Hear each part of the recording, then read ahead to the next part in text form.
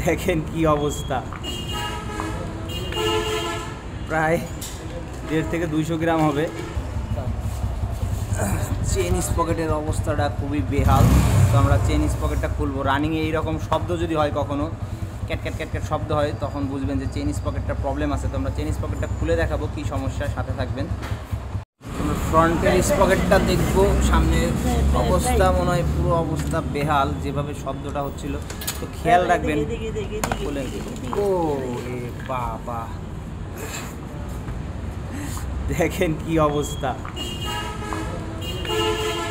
প্রায় 1.5 থেকে 200 গ্রাম হবে।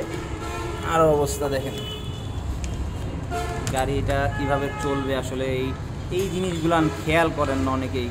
মেন হচ্ছে আমাদের এই সাইড দিয়ে অনেক ইট ভাটা, তো এই ময়লাগুলো এখানে যে হয় কি আটকায় থাকে, কখনো ক্লিয়ার করা হয় না।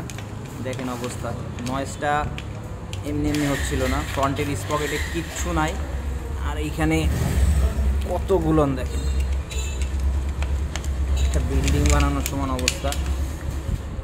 তো চেষ্টা করবেন চেন স্পকেটের এত তাড়াতাড়ি নষ্ট হওয়ার মেন কারণই হচ্ছে এই ফ্রন্টে এই ঝামেলাগুলো। এইগুলো যদি সাথে রাখেন, পুরো শক্ত হয়ে গেছে, হার্ড হয়ে গেছে। বাইকটা কীভাবে চলতো কোনো আইডিয়াই নাই আমার। যাই হোক, আমরা পুরো স্পকেটটা চেঞ্জ করে দিব। তো চেষ্টা করবেন মাসে একবার এই জায়গাটা ক্লিন রাখার। এই জায়গাগুলো ক্লিন না রাখলে কিন্তু চেন স্পকেট টিকবে না, যত ভালো চেন স্পকেটই থাক। ফ্রন্ট স্পকেটটা আমরা দেখব, ফ্রন্ট স্পকেটের অবস্থাটা কি আছে। দেখেন কি অবস্থা, ফ্রন্টের পুরাটাই একদম শেষ হয়ে গেছে, খেয়ে গেছে। আর চেনটার অবস্থা খুব বাজে হয়ে গেছে। মেন হচ্ছে যত্নের অভাবে এই জিনিসগুলো নষ্ট হয়।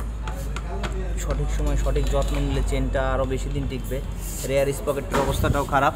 দেখি তো আমরা এখন, এটা হচ্ছে RTR 160, এটা অরিজিনালটা ইনস্টল করে দিব।